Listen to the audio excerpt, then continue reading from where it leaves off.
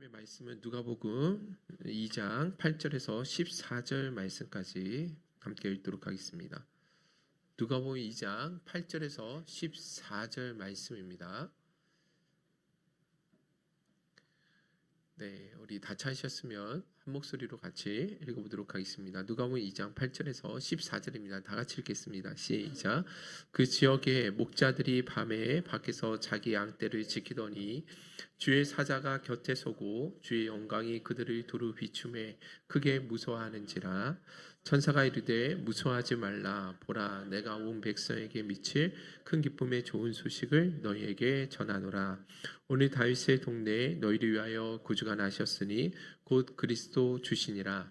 너희가 가서 강보에 쌓여 구에 뉘어 있는 아기를 보리니 이것이 너희에게 표적이니라 하더니 호련히 수많은 천군이 그 천사와 함께 하나님을 찬송하이르되 지극히 높은 곳에서는 하나님께 영광이요 땅에서는 하나님이 기뻐하신 사람들 중에 평화로다 하니라. 아멘. 우리 옆 사람에게 이렇게 인사했으면 좋겠습니다. 옆자리에 앉아주셔서 영광입니다. 네, 감사합니다. 우리 중고등부 친구들 함께 오늘 예배 드릴 수 있어서 너무 기쁘네요. 네, 우리 찬혁이 어른 예배는 처음이죠? 네, 어른 예배 우리 같이 드려서 너무너무 기쁘고 감사합니다. 자, 오늘 우리 성탄절이어서 성탄절에 관해서 우리가 어떻게 좀 성탄절을 의미 있고 바르게 보낼 것인지에 대해서 함께 말씀을 좀 살펴보려고 합니다. 그런데 천사들이 예수님이 처음 탄생하셨을 때 그 순간에 밤중에 양치던 목자들에게 찾아와서 전해 준 소식이 있었습니다. 그게 뭐였냐면 아까 읽었던 말씀이 있었는데 10절부터 11절 말씀 읽어보도록 할게요. 다 같이 읽어볼까요? 시작. 천사가 이르되 무서워하지 말라. 보라, 내가 온 백성에게 미칠 큰 기쁨의 좋은 소식을 너희에게 전하노라. 오늘 다윗의 동네에 너희를 위하여 구주가 나셨으니 곧 그리스도 주시니라. 그렇습니다. 천사들이 목자들이 밤중에 양치고 있는 목자들에게 와서 전해준 소식이 있었는데 그게 뭐였습니까? 온 백성에게 미칠 큰 기쁨의 좋은 소식을 전한다라고 이야기를 하고 있습니다. 여기 보시면 좋은 소식을 전한다 이 단어가 유앙겔리온이라는 헬라어 단어가 사용되어졌거든요. 이것을 우리는 복음이라고 이야기를 합니다. 그래서 모든 백성에게 미칠 큰 기쁨의 좋은 소식, 이 이야기는 곧 복음을 전한다라는 말하고 동일한 것이다. 여러분들 그렇게 생각하시면 됩니다. 자, 그러면 모든 백성이 기뻐해야 할 그 좋은 소식, 그 복음의 핵심이 무엇이냐? 그게 무엇이었어요? 11절에 나오는 말씀이죠. 그 복음의 핵심, 그 기쁨의 좋은 소식, 그게 뭐라고 이야기하고 있어요? 11절 말씀 읽어볼까요? 시작. 오늘 다윗의 동네에 너희를 위하여 구주가 나셨으니 곧 그리스도 주시니라. 아멘. 그렇습니다. 이 가장 그 좋은 소식, 그 기쁜 좋은 소식의 핵심이 뭐였느냐? 주님이 이 땅에 구주로 오셨다라는 것, 이것이 가장 기쁜 좋은 소식이었다라고 말씀하고 있습니다. 그래서 여러분 이 현수막, 여러분들 앞에 보시는 큰 현수막 있죠? 뭐라고 써 있습니까? 기쁘다 구주 오셨죠. 천사들이 전해준 그 복음을 가장 짧게 이야기하면 구주가 오셨다라는 것입니다. 자, 그런 측면에서 여러분 생각해 보면 우리가 성탄절에 왜 기뻐해야 되느냐? 기쁘다 구주 오셨네. 왜 우리가 기뻐해야 되느냐? 그것은 천사들이 전해 준 것처럼 그리스도께서 우리 가운데 구주로 오셨기 때문에 우리는 뭐 할 수 있어야 된다라는 거예요? 기뻐할 수 있어야 된다라는 것입니다. 그것을 가장 기뻐해야 되는 날이 바로 성탄절이다라는 것이죠. 우리 중고등부 친구들 아시겠죠? 그죠? 자, 그런데 오늘날 그리스도인들을 비롯해서 많은 사람들이 성탄절이 왜 기쁘냐라고 물으면 전혀 다른 동기에서 기쁘다라고 이야기를 합니다. 여러분들도 한번 생각을 해보세요. 우리 중고등부 친구들이 여기 다 있는데 여러분들 성탄절이 기쁘게 다가왔습니까? 우리 중고등 친구들? 그렇죠. 기쁘게 되죠. 왜 기쁘죠? 여러분들 우리 성탄절이 왜 기쁘죠? 쉴 수 있어서 좋아요. 네, 기쁩니다. 또 부모님들에게 뭘 받을 수 있어서? 용돈이나 선물을 받을 수 있어서, 그죠? 그리고 연인들과 함께 여행을 갈 수 있는 그 기대감이 있어서 또 기쁘기도 하고 연말 특수 보너스가 또 있기 때문에 그래서 기쁘다라고 이야기하는 사람들도 있다라는 것이죠. 그러니까 보세요. 천사들이 전해진 그 기쁨과는 전혀 다른 기쁨을 많은 사람들이 이야기를 하고 있다라는 것입니다. 혹시 여러분들도 이런 이유들로 인해서 이 성탄절에 기뻐하고 있지는 않습니까? 분명히 천사들은 우리가 기뻐할 진짜 그 원인에 대해서 분명히 가르쳐주고 있는데 우리는 천사가 전해준 그 의도와는 전혀 상관이 없는 기쁨을 구하고 있는 것은 아닌지 우리 자신을 돌아보자라는 것입니다. 만약에 이 성탄절에 천사가 전해준 그 소식 때문에 우리가 기뻐하지 않는다고 한다면 그것은 가짜 복음이라는 것이죠. 진짜 복음이 아니라 가짜 복음. 성경은 예수님께서 이 땅에 구주로 오신 것, 이것이야말로 가장 기쁜 소식이고 가장 큰 복음이라고 이야기하는데 그것은 하나도 기쁘지가 않습니다. 연말 특수, 연말 보너스라도 있어야 좋은 소식이지 연말이 되면 돈 들어갈 때가 더 많은데 뭐가 기쁩니까? 라고 이야기하는 건 대단히 심각한 문제라는 것입니다. 최근에 기독교인들 사이에서도 이 성탄절이 그저 그런 날의 하루처럼 이렇게 느껴지는 사람들이 많이 있다라고 이야기합니다. 그냥 여느 휴일과 같이 연말에 하루 정도 쉴 수 있는 보너스 같은 그런 날로 생각하는 사람들이 있다라는 거예요. 그래서 최근에 어떤 한 유튜버가 이런 이야기를 하는 것도 들었습니다. 교회에 성탄절을 대하는 우리 그리스도인들의 모습이 너무 성경적이지 않다라는 것이죠. 너무 많이 변질되어 있다라는 거예요. 그러면서 자신은 성탄절에 교회에 가지 않는다라고 당당하게 이야기를 하더라고요. 제가 가장 최근에 한번 봤던 이 유튜브였는데 한번 영상 한번 보여주시겠습니까? 자, 한번 보여주세요. 예, 제가 이 사람 잘 모르는데 최근에 이렇게 제가 보다 보니까 이 사람이 뜨더라고요. 한번 띄워주시겠어요? 저는 성탄절 때 교회를 안 갑니다. 저는 가까운 이웃과 조용하게 예배를 드리는 편입니다. 그리고 가까운 이웃과 예수 그리스도의 탄생과 이 땅에 오심에 대해서 본질에 대해서 진정으로 깊이 묵상하고 나누고 그 다음에 이웃들에게 조금이라도 그 소식을 전할 수 있는 노력을 고민하는 날이라고 저는 생각을 해요. 전 그래서 교회 행사 앞으로는 가진 않습니다. 교회도 가지 않아요. 교회를 가고 안 가고를 떠나서 만약에 내가 있는 이 공동체 안에서 이 성탄절에 대한 의미를 깊게 묵상하고 생각할 수 있다면요, 성탄절이라는 행사가 해야 되는 것을 다 했다고 생각을 합니다. 저는 네. 여러분들 혹시 보신 적 있으세요? 계속 많이 올라오더라고요. 그래서 자신은 성탄절에 교회 가지 않는다라고 당당하게 이야기하잖아요. 교회가 많이 변질되어 있다는 이 부분만 제가 그래서 이 영상 전체 풀로 보았는데 교회가 너무 많이 변질되어 있다라는 거예요. 성탄절의 참된 의미는 무시한 채 너무나 교회가 다른 방향을 향해서 나아가고 있기 때문에 자신은 성탄절에 절대로 교회 나가지 않는다라고 이야기를 하더라는 것이죠. 저는 이 영상을 보면서 대단히 마음이 아팠습니다. 교회 안에 이런저런 부족함이 분명히 있을 수 있습니다. 세상에 완벽한 교회는 없기 때문에 그렇습니다. 그렇다고 해서 교회에 자기는 가지 않겠다라고 이야기하는 건 이거 너무나 어리석은 일이 아니냐라는 것이죠. 그런데 서양 속담에 욕조물이 더럽다고 해서 아기까지는 버리지 말아라라는 속담이 있습니다. 무슨 말인지 아시겠죠, 그죠? 욕조물이 더러울 수 있습니다. 그렇다고 해서 욕조 안에 있는 아이까지 버리는 부모가 어디 있겠냐라는 것이죠. 제정신이 아니라는 거예요. 여러분들 성경은 분명히 이야기하고 있습니다. 교회는 그리스도의 거룩한 몸이다라고 이야기를 하고 있죠. 너무나 존귀하고 소중한 예수 그리스도의 신부다라고 이야기하고 있습니다. 예수님께서 당신이 핏값을 주시고 사실 정도로 너무나 존귀하고 가치가 있는 존재가 교회라고 말씀해 주고 있다라는 것입니다. 그렇기 때문에 여러분, 우리 눈에는 이 교회가 너무나 부족하고 흠이 많아 보인다 할지라도 여전히 교회는 영광스러운 그리스도의 몸이고 그리스도의 신부가 된다라는 사실을 우리는 잊어서는 안 된다라는 거예요. 자, 그런데 여러분들 문제가 있습니다. 오늘날 현대 그리스도인들에게 분명히 성탄의 의미가 많이 퇴색되어진 것은 맞다라는 것이죠. 아까도 말씀을 드린 것처럼 성탄절의 참된 의미를 전혀 생각하지 않은 채 너무 많은 것에 다른 것에만 관심을 가지고 있다라는 것입니다. 그리스도인들조차 그렇다라는 것이죠. 제가 왜 그런가 하고 좀 곰곰이 한번 생각을 해보니까 한 3가지 이유가 있더라고요. 첫 번째, 왜 우리 그리스도인들에게조차도 이 성탄절의 의미가 많이 퇴색되어지고 변질되어지고 있는가? 그것은요, 성탄절이요, 대중문화의 하나처럼 여기고 있는 이 시대의 가치관 때문에 그렇습니다. 그런데 할로윈 데이라고 아시죠? 할로윈 데이.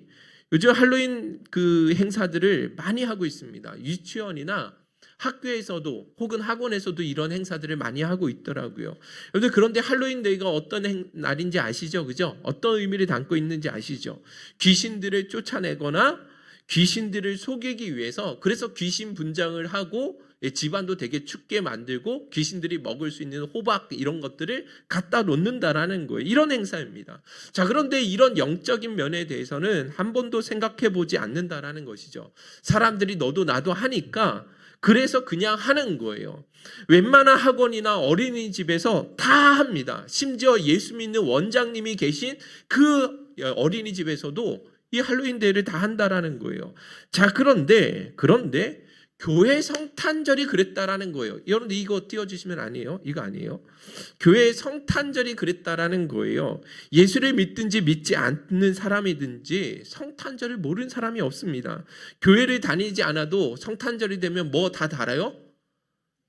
그렇죠. 크리스마스 트리 장식을 다 하고 있습니다. 성탄 캐롤을 다 틀어놓는다라는 거예요. 기쁘다 구주 오셨네. 고요한 밤 거룩한 밤. 이 찬송가 모르는 사람이 없다라는 것이죠. 다시 말해서 예수 믿지 않는 사람들에게조차도 크리스마스는 하나의 문화처럼 그렇게 여겨지고 있었다라는 거예요. 자, 그래서인지 몰라도 기독교인들조차도 이 성탄절의 참된 의미를 되새기기보다는 단순히 우리가 소비할 하나의 문화처럼 그렇게 생각하게 되었다라는 것이죠. 자, 그리고 또 한 가지, 왜 성탄절이 이렇게 변질되었느냐? 그것은 상업주의에 너무 많이 이용되었기 때문에 그렇습니다. 그런데 해마다 이맘쯤 되어지면 연말 특수, 성탄절 특수라는 말을 종종 사용하게 되어지는 것을 보게 됩니다. 무슨 말이냐면 이 성탄절이요, 돈 벌 수 있는 아주 특별한 기회가 주어지게 된다라는 것이죠. 그런데 삼겹살 데이 들어보셨나요? 예, 삼겹살 데이. 예전에는 없었는데 이 삼겹살 많이 사 먹으라는 거죠. 그죠? 11월 11일에는 빼빼로 데이라고 해서 친구들끼리 혹은 연인들끼리 주고받고 그래서 더 많이 소비하고 향락을 즐기도록 하고 있다라는 것입니다. 그런데 마찬가지예요. 성탄절이 그렇게 돈 벌 수 있는 기회로 그렇게 여기는 사람들이 있다라는 것이죠. 그래서 성탄절에는 당연히 자녀들에게 선물을 줘야 된다라고 이야기를 하고 있습니다. 요즘은 성탄절에는요, 연인들이나 가족들과 더불어 꼭 저녁에 외식을 해야 되고 혹은 좋은 추억을 만들 만한 여행쯤은 한 번쯤 다녀와야 되는 것처럼 그렇게 만들어가고 있다라는 거예요. 이게 다 상업주의 영향력 때문이거든요. 그런데 이미 우리 그리스도인들이 거기에 많이 물들어 버렸다라는 것이죠. 우리 그리스도인들도 마찬가지입니다. 성탄절에 의례 부모들은 자녀들에게 뭘 하고 있어요? 선물을 주고 있습니다. 연인끼리 혹은 가족끼리 성탄절에 근사한 곳에서 식사 정도는 당연히 해야 되는 것처럼 인식하고 있다라는 거예요. 자, 그런데 여러분들 성탄절에 이렇게 선물을 주고 받는다거나 혹은 성탄절에 어디 좋은 곳에 가서 여행도 하고 쉼도 누리라고 하는 그 내용이 있습니까? 없습니까? 없다라는 거예요. 그런데도 우리는 당연히 그래야 되는 것처럼 여기고 있는 것이죠. 이것은요, 우리도 모르게 그 상업주의에 속아 넘어가고 있었던 것이라는 것입니다. 자, 그 끝으로 한 가지가 무엇이냐면 개인주의의 신앙에 우리가 너무 젖어들었기 때문이기도 합니다. 그런데 신앙은 결코 혼자서 할 수 있는 것이 아니라고 그랬죠. 그죠? 혼자서 할 수 없는 것이 2가지가 있대요. 하나는 결혼이고 하나는 신앙생활이라는 것이죠. 그런데 신앙생활은 그리스도 안에서 반드시 한 몸 되어진 지체들과 더불어서 그렇게 함께 신앙생활을 하도록 하셨습니다. 그런데 우리 저 뒤에 있는 아이들이요, 어렸을 때 반드시 부모의 보살핌 안에서 그렇게 양육을 받아야 자라날 수가 있는 거잖아요. 혼자서는 절대 여러분들 건강하게 자라날 수가 없습니다. 살아갈 수조차도 없는 거예요. 마찬가지입니다. 신앙생활은요, 우리 그리스도인들은 결코 혼자 신앙생활할 수 있는 것이 아니라 교회라는 공동체 안에 서로 돌봄을 받고 사랑을 받으면서 그렇게 자라나도록 하셨다라는 거예요. 그런데 갈수록 우리 사회가 이런 성경적 가치관에서 벗어나서 개인주의 성향으로 물들어지게 되는 거예요. 얼마든지 교회 나가지 않아도 예수만 잘 믿으면 되는 것 아닌가 하면서 그렇게 혼자 신앙생활을 하는 사람들이 점점 늘어나고 있다라는 것입니다. 그런데 그런 개인주의 신앙적인 성향들이 마땅히 하나님께 경배하고 기뻐해야 할 그 성탄절까지도 단지 나에게 의미 있는 연말 중에 하루로서 즐기도록 만드는 그런 원인이 되게 되었다라는 것이죠. 이게 대단히 심각한 문제입니다. 자, 그러면 여러분 한번 생각해 보세요. 이런 실태 가운데 있을 때 우리 그리스도인들은 어떻게 해야 되겠습니까? 우리도 누군가처럼 나는 성탄절에 절대로 교회 가지 않겠습니다. 이렇게 해야 되겠습니까? 아니라는 것이죠. 더 교회에 깊숙이 들어가서 혹시 우리 안에 잘못된 부분이 있다고 한다면 그것을 바로잡고 하나님이 기뻐하시는 방식, 하나님이 원하시는 그 교회의 모습으로 세워가기 위해서 더 노력해야 되는 것이 맞다라는 것입니다. 그런 측면에서 오늘은 제가 이 성탄절을 어떻게 보내야 되는지, 어떻게 하는 것이 하나님이 정말로 기뻐하시는 뜻 안에 이 성탄절을 보내는 것인지를 간략하게 한번 여러분과 살펴보도록 하겠습니다. 첫 번째, 우리 큰 목소리로 한번 읽어보도록 하겠습니다. 시작. 성탄절은 하나님께 예배하고 예수님을 경배하는 날이어야 합니다. 네. 여러분들 성탄절, 성경에서 말씀하고 있는 성탄의 현장을 가만히 깊이 묵상해 보면 한 가지 공통점이 있습니다. 어떤 공통점이냐면 예수님의 탄생을 접한 이들의 첫 반응이 무엇이냐? 그것이 바로 하나님과 예수님을 향한 경배였고 예배였다라는 것이죠. 여러분들 누가복음 2장에 천사들이 목자들에게 예수님의 탄생을 소식을 전할 때 천군 천사들이 가장 먼저 했던 것이 무엇이었습니까? 누가복음 2장 12절 14절 읽어보도록 하겠습니다. 시작. 너희가 가서 강보에 쌓여 구에 뉘어 있는 아기를 보리니 이것이 너희에게 표적이니라 하더니 호련히 수많은 천군이 그 천사들과 함께 하나님을 찬송하이르되 지극히 높은 곳에서는 하나님께 영광이요 땅에서는 하나님이 기뻐하신 사람들 중에 평화로다 하니라 그렇습니다. 근데 성탄의 때는 수많은 천군 천사들이 뭐 했어요? 하나님께 경배하고 예배했다라는 것입니다. 지극히 높은 곳에서는 하나님께 영광이요 하나님이 기뻐하시는 사람들 가운데 평화로다 하면서 하나님께 최고의 경배와 찬송을 올려드리는 것을 보게 되어집니다. 자, 그것뿐만 아니라 그 천사들의 소식을 접해 들었던 목동들은 어떠했습니까? 누가복음 2장 20절 읽어보도록 하겠습니다. 누가복음 2장 20절 시작. 목자들은 자기들에게 이르던 바와 같이 듣고 본 그 모든 것으로 인하여 하나님께 영광을 돌리며 찬송하며 돌아가니라. 목자들이 역시 뭐 했어요? 예배했습니다. 경배했다라는 것이죠.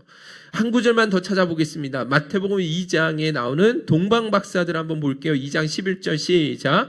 집에 들어가 아기와 그의 어머니 마리아와 함께 있는 것을 보고 엎드려 아기께 경배하고 보배합을 열어 황금과 유향과 모략을 예물로 드리니라. 아멘. 동방박사들 역시 아기 예수님을 보자마자 바로 엎드려 경배하고 예물을 드렸다라는 것입니다. 당시 여러분들 동방박사들은요, 그 아기 예수님께 경배하기 위해서 한 2, 3일 되는 길을 걸어왔던 것이 아니죠. 그죠? 어느 정도 예수님을 보기 위해서 몇 달, 수개월에 걸쳐서 목숨 걸고 여행하며 찾아왔다라는 거예요. 그리고 더군다나 자신에게 가장 중요한 예물을 준비하면서까지 그렇게 예수님께 나왔는데 예수님을 찾아왔던 가장 중요한 목적이 뭐였다라는 거예요? 바로 그 예수님께 경배하기 위해서 찾아왔다라는 것입니다. 자, 그러니까 여러분 성경에 보시면 예수님의 탄생을 접한 이들의 첫 반응이 뭐였다라는 거예요? 그것이 바로 아기 예수님께 하나님께 경배하고 찬송을 올려드리는 일이었다라는 것입니다. 성경 그 어디에도 성탄절에 편히 쉬었다거나 각자의 방식으로 자기의 의미 있는 일을 위해서 기념했다라고 이야기하는 내용이 하나도 없다라는 것입니다. 자, 그렇기 때문에 여러분들, 우리 그리스도인들은요, 이 시대가 어떻게 돌아가든지 간에 상관없이 반드시 그리스도인들은요, 이 기쁜 성탄의 날을 다른 어떤 것으로 우리가 만족하며 기뻐해서는 안 된다라는 거예요. 성탄절은 그저 그런 날의 하루의 절기처럼 생각해서는 안 된다라는 것입니다. 하나님께서 세상을 창조하신 이래에 가장 특별하고 가장 영광스러운 날이 언제예요? 예수님께서 인간의 몸을 입고 이 땅에 오신 날이라는 것이죠. 창조주 하나님께서 인간의 역사의 한복판으로 들어오신, 우리를 사랑하시기 때문에 자신의 생명을 내어주시기 위해 자기의 모든 영광을 버리시고 가장 낮고 낮은 자의 모습으로 오신, 그래서 우리를 사랑하신 가장 기쁘고 복된 날이 바로 성탄절이라는 것입니다. 그렇게 영광스럽고 복된 날을 하나님을 향한 경배와 찬양이 아니라 개인의 이기적인 목적으로 사용하고자 그렇게 행하는 것은 결코 있어서는 안 된다라는 것이죠. 그래서 여러분, 성탄절을 정말로 바르게 보내기 위해서 반드시 우리는 마음과 뜻과 정성을 다해서 예배하는 날로 우리는 지킬 수 있어야 된다라는 것이죠. 세상 사람들은요, 이 연말의 휴가로, 여행 시즌으로, 혹은 가족들이나 연인과의 추억을 만드는 시간으로 이 성탄절을 다들 생각하고 있거든요. 그러나 여러분, 우리 그리스도인들은 이런 세상의 분위기에 같이 함께 여러분들 휩쓸려 나가서는 안 되는 거예요. 거꾸로 거스는 연어들처럼 여러분들, 우리는 진짜 이 시대의 가치관과 다르게 성경에 말씀하신 대로 천사가 전해준 그 소식대로 가장 우리를 위해서 오신 그 예수 그리스도, 우리를 위해 이 땅에 구주로 오신 그 예수님 앞에 나아가서 마음 다해 경배하며 나아갈 수 있어야 된다는 것입니다. 할렐루야.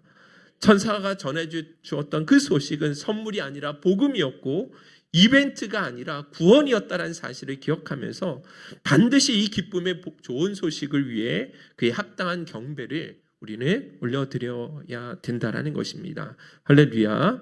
아멘이시죠? 여러분들의 꼭 바른 성경적 가치관과 믿음을 가지고 우리가 이 성탄절을 정말로 바르게 보내실 수 있었으면 좋겠습니다. 자, 두 번째입니다. 둘째, 같이 한번 읽어보도록 하겠습니다. 둘째, 시작. 성탄절은 예수님의 낮아짐의 사랑을 더 깊이 묵상하고 감사하는 시간이 되어야 합니다. 아멘.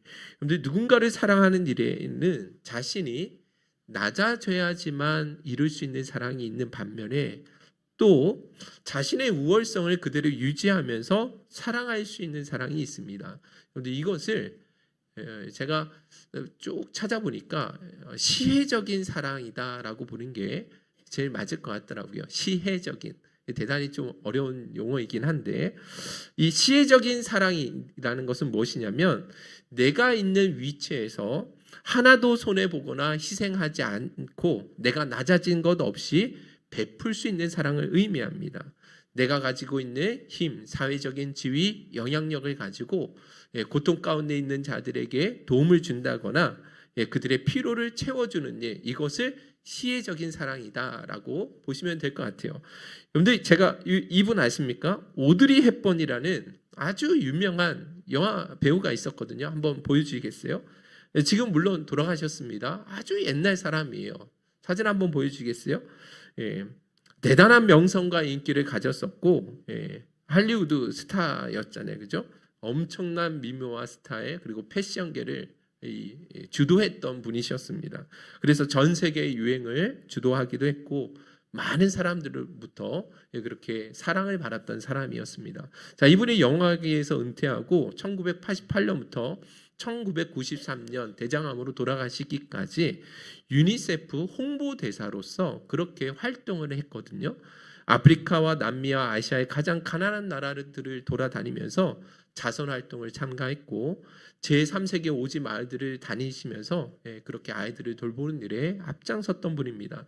자, 그리고 마지막 대장암으로 돌아가는 그 해까지도 암투병을 하면서까지도 소말리아를 다녀와서 그렇게 열심히 봉사를 했던 분이 바로 이분입니다. 그런데 제가 이분의 이야기를 왜 말씀을 드리냐면, 그런데 이분이 전쟁과 군짐으로 고통받는 그 아이들을 위해서 봉사하고 섬기는 일 너무나 귀하죠, 그죠? 자, 그런데 여러분들 이분이요, 아무리 자기를 낮춘다 할지라도 이 아이들과 함께 뭐 하지는 못했어요? 살지는 못했다라는 거예요. 잠시 동안은요, 그들에게 찾아가서 음식도 나눠주고 병도 치료해주고 그렇게 그들의 아픔에 공감해주는 역할은 할 수 있었지만, 그렇다고 해서 자신이 가지고 있는 모든 것을 다 포기한 채 그들이 살고 있는 그 자리에 내려가서 함께 살지는 못했다라는 거예요. 그런데 지금 현재 우리나라 유니세프 홍보대사는요, 누구냐면 손석구 씨라고 하거든요. 아시죠? 손석구 사진 한번 보여주시면. 그런데 이분 역시도 그 유니세프 대사로 열심히 활동을 하고 있습니다. 자, 그런데 이 사람조차도 분쟁 지역의 아이들을 정말 긍휼히 여기는 마음으로 이렇게 봉사하고 있다 할지라도 실제로 이 사람이 희생하고 낮아지는 게 있어요, 없어요? 없어요. 사랑은 분명히 할 수 있을지 모르겠지만 여전히 자신의 지위, 명성, 안락함은 다 누리는 가운데 베푸는 사랑을 하고 있다라는 것입니다. 그가 가지고 있는 힘과 영향력으로 얼마든지 선의를 베푸는 것이죠. 또한 그들의 아픔에도 정말 공감하면서 이 아이들의 도움을 요청하는 일들을 정말 잘하고 있습니다. 하지만 그들이 고통받는 그 자리로 자신이 직접 내려가는 낮아지는 사랑을 온전히 실천하지는 못했다라는 것입니다. 자, 그러면 반대로 낮아짐의 사랑이 있습니다. 시혜적인 사랑이 아니라 낮아짐의 사랑. 그게 뭐예요? 반드시 그 사랑의 대상이 있는 자리까지 자기를 낮추었지만 할 수 있는 사랑이라는 것입니다. 그런데 이런 사랑을 우리는 가끔 딸바보 아빠의 모습 속에서 찾아볼 수 있다고 이야기했죠. 사진 한번 보여주시면 상남자 아저씨잖아요, 그죠? 그런데 딸을 위해서는 얼마든지 체면이나 자존심도 뭐 할 수 있다라는 거예요. 그렇게 내려놓을 수 있는 거예요. 이게 바로 낮아짐의 사랑이잖아요. 자, 그런데 여러분들 이렇게 낮아짐의 사랑의 가장 큰 진수, 가장 큰 극치, 그게 무엇인지 아십니까? 그게 예수님께서 인간의 몸을 입고 이 세상에 내려오신 사랑이라는 것입니다. 그런데 성탄절은요, 우리가 생각하기에 예수님이 아기 예수로 탄생하신 것을 축하한다라고 생각하는데 그게 아니에요. 우리 인간 세계에서는요, 어린아이가 태어나잖아요. 그건 대단히 축하할 일이고 기념된 일입니다. 자, 그런데 성탄절은 그거를 기념하고 그것을 축하하는 자리가 아니라는 거예요. 성탄절의 의미와 가치를 바르게 알고 있는 것이 아니라는 것이죠. 오히려 예수님께서 이 땅에 인간의 몸을 입고 오신 것에 그 의미가 있는 것이 나신 것의 의미가 있는 것이 아니라는 것입니다. 그런데 한번 잘 들어보세요. 우리 주일학교 친구들, 중고등부 친구들 잘 한번 들어보세요. 왜 예수님께서 인간의 몸을 입고 이 땅에 오셔야 됐는가? 그것은요, 우리 죄인 된 우리를 위해서 뭐 하시기 위해서 오신 거예요? 죽기 위해서 오신 거예요. 죄인이 죄를 지으면 하나님 반드시 죽음으로써 그 값을 치러야 된다라고 이야기하셨거든요. 자, 그런데 우리 중에는 죄 짓지 않은 사람이 아무도 없잖아요. 그래서 다 죽어 마땅한 존재들이라는 거예요. 그래서 우리가 다 지옥 형벌을 받아야 되는데, 그런데 그 죄값을 누가 대신 받으시겠다라는 거죠? 예수님이 받으시겠다라는 거예요. 그래서 창조주이시고 예수님이신 이 예수님께서 인간의 몸을 입고 이 땅에 오시게 되었다라는 것입니다. 사랑하기 때문에 우리를 포기하실 수 없는 그 사랑 때문에 인간의 몸을 입고 오신 사건이 바로 성탄절이라는 것입니다. 자, 그렇기 때문에 여러분, 예수님이 인간의 몸을 입고 이 땅에 오시기 때문에 포기하셔야 될 것이 많았을까요? 적었을까요? 많았다라는 것이죠. 당연히 많을 수밖에 없습니다. 예수님께서 인간의 몸을 입고 오신 그 자체가 우리가 도무지 이 땅에서 찾아볼 수 없는 자기를 낮추시고 비우시는 그 행위라는 것이죠. 세상을 창조하시고 시공간을 창조하신 창조주께서 시공간의 제한을 받는 이 땅으로 오신 사건이라는 것입니다. 너무나 신비한 일이라는 것이죠. 더군다나 여러분, 예수님이 인간의 몸을 입으신 것이 아담이 타락한 이후에 갖게 되는 그 인성을 가지고 오신 거잖아요. 배고픔, 슬픔, 피곤함, 병든 마귀의 시험을 받아야 되는 이 모든 연약함을 가진 인성을 취하셨다라는 것입니다. 더군다나 그 연약한 인성의 몸을 입으시고 마지막 인간이 느끼기에 가장 수치스러운 십자가에서 죽으시는 그 자리까지 내려가셔야 됐다라는 것입니다. 그래서 여러분, 이 성탄절을 정말로 의미 있게 보내기 위해서는 그 낮아지신 그 사랑의 의미를 깊이 묵상할 수 있어야 된다는 것입니다. 왜 예수님께서 높음이나 능력으로 우리에게 시혜를 베푸실 수 있는 사랑을 얼마든지 하실 수 있죠. 그런데 주님은 그런 방법이 아니었다라는 거예요. 높음이나 능력으로 나타내는 사랑이 아니라 낮아짐과 연약함의 방식으로 우리에게 왜 그런 사랑을 베풀어 주셨는지, 지금도 예수님께서는 어느 자리까지 내려오셔서 나에게 사랑을 베풀고 계신지를, 여러분들 그 사랑의 깊이와 높이와 넓이가 얼마나 큰지를 더 깊이 묵상할 수 있는 시간이 되셔야 된다는 것입니다. 할렐루야. 오늘 저와 여러분들이 그저 그런 성탄절이 아니라 천사들이 전해준 그 기쁨의 좋은 소식, 아기 예수님의 오심이 얼마나 우리에게 큰 사랑이었는지를 더 깊이 묵상하고 깨달아지는 은혜가 있기를 주님의 이름으로 축원드립니다. 자, 마지막 세 번째입니다. 세 번째 같이 한번 읽어보도록 하겠습니다. 셋째, 시작. 예수님의 마음을 본받아. 다시 셋째, 시작. 예수님의 마음을 본받아 소외되고 약한 자들을 향한 환대와 사랑과 나눔을 실천해야 합니다. 예수님께서 어느 가정에 태어나신지 아시죠? 그죠? 가장 가난했던 목수의 가정에서 태어나셨습니다. 예수님께서 만약에 로마의 황제의 아들로 태어났다고 한다면, 만약에 그랬다고 한다면 예수님이 그렇게까지 무시당하는 일은 없으셨을 텐데 우리가 생각해 볼 수 있지 않습니까? 또 예수님이 하필 태어나신 곳이 어디였어요? 예수님이 누일 곳이 없었던 말밥통 위에 누이셔야 하는 마국간에서 태어나셨던 거 여러분 잘 아실 것입니다. 그리고 예수님의 탄생을 제일 먼저 축하하러 온 하객들을 한번 생각해 보세요. 어떤 사람들이었습니까? 당시 사회에서도 가장 비천한 직업군에 해당하던 목자들이었잖아요. 가장 소외되고 낮은 자들이었다라는 것입니다. 자, 그런 측면에서 여러분들 이 성탄절을 우리가 정말로 바르고 의미 있게 보내기 위해서는 그 예수님의 마음과 정신을 따라서 우리도 그 낮은 곳을 향해, 소외되고 약한 자들을 향해 나아가서 환대와 사랑과 나눔으로 반드시 이어질 수 있어야 된다라는 거예요. 우리 사회에서 가장 가난한 약자들, 소외된 이웃들, 여러 가지 삶의 문제로 고통받는 이들에게 찾아가서 섬겨주고 환대해 줄 수 있는 그런 문화로 우리는 지켜낼 수 있어야 된다는 것입니다. 성탄절의 본질적인 행위가 단순히 우리가 이런 그 예배당을 예쁜 장식들로 꾸미고 좋은 음식을 먹고 선물을 나누면서 그렇게 우리끼리 즐기는 유익한 시간을 보내는 데 있는 것이 아니라, 주님께서 그러하셨던 것처럼 낮아진 삶의 방향으로 우리는 나타낼 수 있어야 된다는 것이죠. 그런 측면에서 여러분들 저희 행복생교회가 저희 지역, 이 노년 지역에 있는 지역 아동센터 두 곳에 그 아이들을 위해서 작은 선물을 해마다 그렇게 진행하고 있습니다. 지역 아동센터 아이들을 돌아보면 한부모 아이들이나 탈북자나 외국인 노동자의 자녀들이 많이 다니고 있습니다.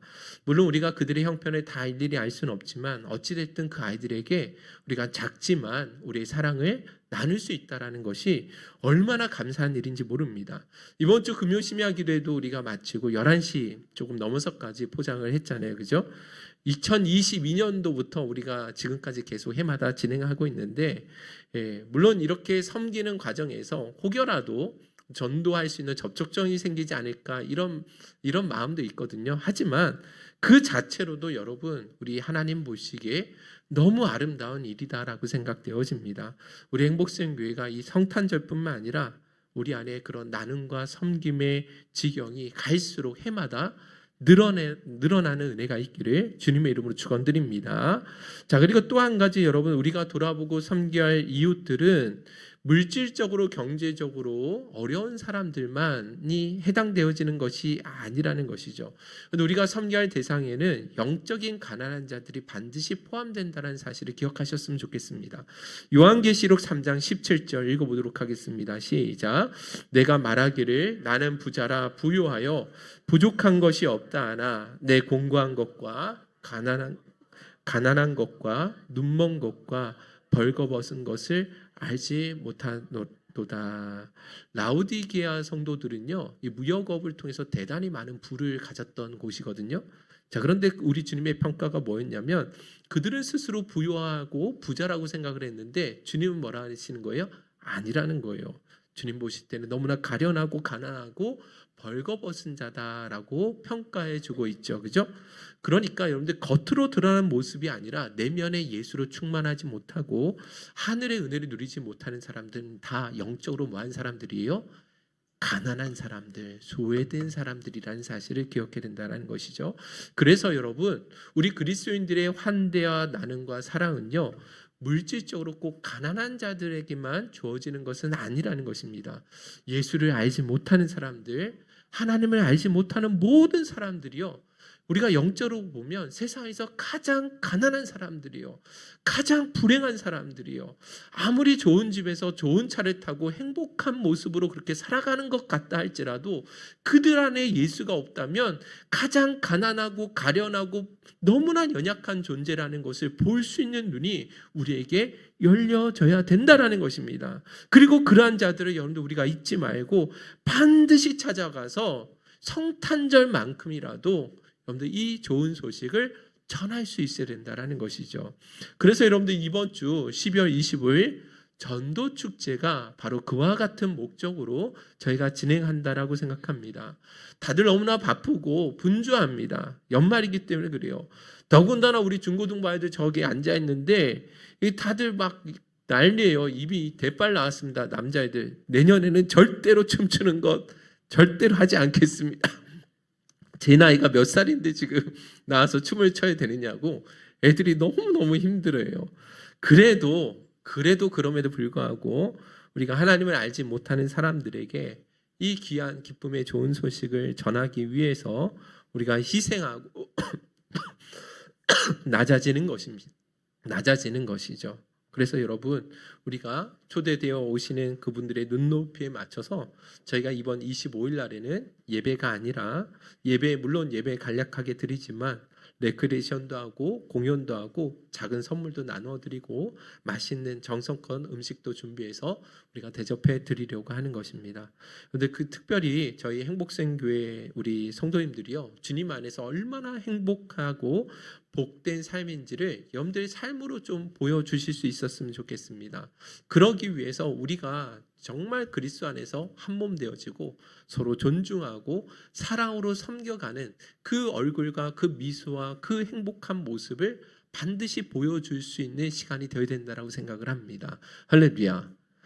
단순히 드러난 여러 가지 행사들, 선물들이 아니라 진짜 삶으로 우리 그리스도인들이 주 안에서 얼마나 행복하게 복되게 아름답게 살고 있는지를 보여줄 수 있어야 된다고 생각합니다. 그러기 위해서 여러분들이 이번 성탄절 기간에서 준비하는 모든 과정 가운데 서로 다툼이나 분열이나 마음 상한 일이 없도록 겸손함으로 서로 존중하고 존경하고 그렇게 섬겨 나가실 수 있기를 간절히 소원합니다. 할렐루야.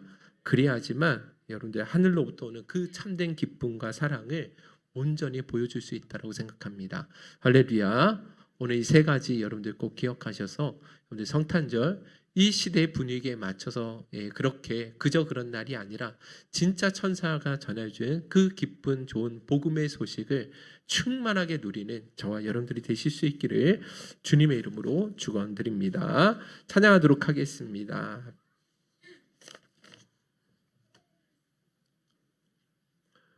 우리 가사를 생각하시면서 우리 하나님 앞에 마음을 다해서 경배하고 찬양하며 나아가는 시간을 갖도록 하겠습니다.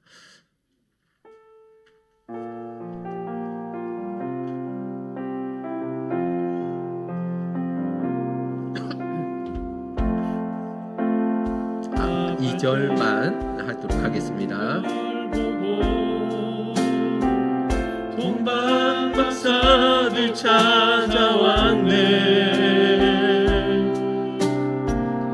천사 찬송 소리 들의 목동들에게 주나신 소식을 전하네. 엎드려 절하세 겸손하신 평화의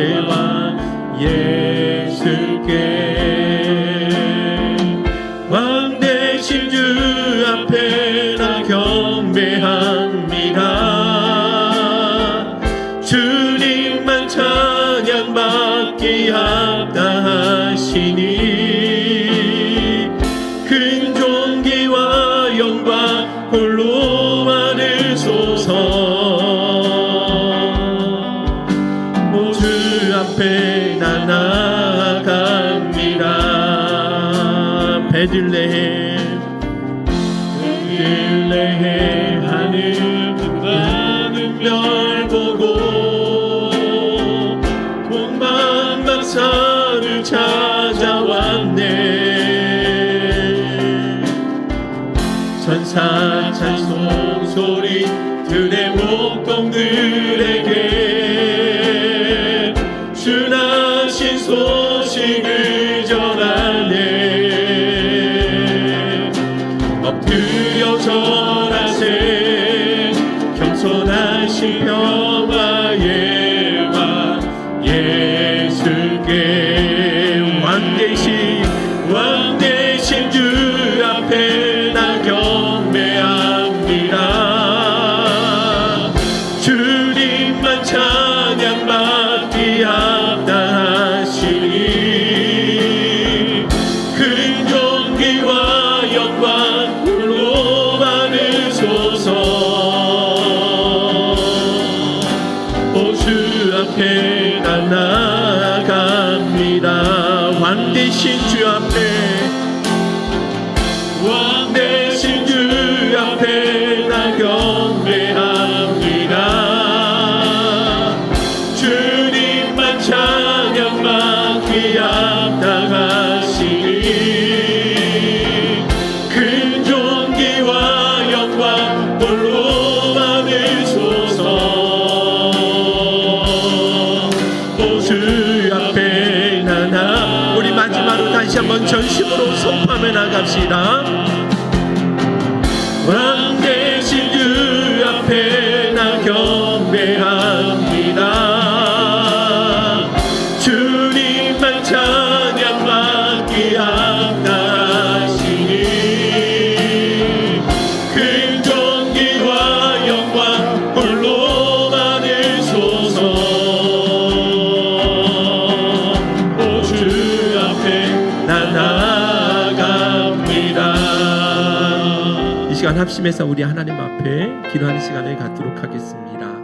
성탄의 참된 의미를 놓친 채 살아가던 우리의 모습을 우리 하나님 앞에 조용히 회개하며 나갈 수 있었으면 좋겠습니다. 주님께서 우리를 위해 이 낮고 낮은 땅에 오셨다라는 그 복음보다는 편안함과 즐거움, 내 만족을 더 앞세웠던 우리의 연약함을 용서하여 주시고 더 나아가서 하늘의 영광을 버리시고 낮고 낮은 자리까지 내려오신 그 주님의 사랑을 묵상하며 무뎌졌던 우리의 마음이 다시 한번 회복되어지는 귀한 예배 시간이 되게 해달라고 기도하며 나아갔으면 좋겠습니다. 더 나아가서 이 성탄절에 주님의 마음을 본받아서 우리 주변에 소외되고 연약한 자들에게 찾아가서 관대와 나눔과 사랑을 베풀 수 있는 참 사랑의 삶을 실천할 수 있게 해달라고, 무엇보다도 25일 성탄 감사 축제 예배 가운데 그리스도 안에서 우리 누리는 그 참된 기쁨과 평안을 마음껏 우리의 삶을 통해 보여줄 수 있는 복된 시간 되게 하여 주옵소서.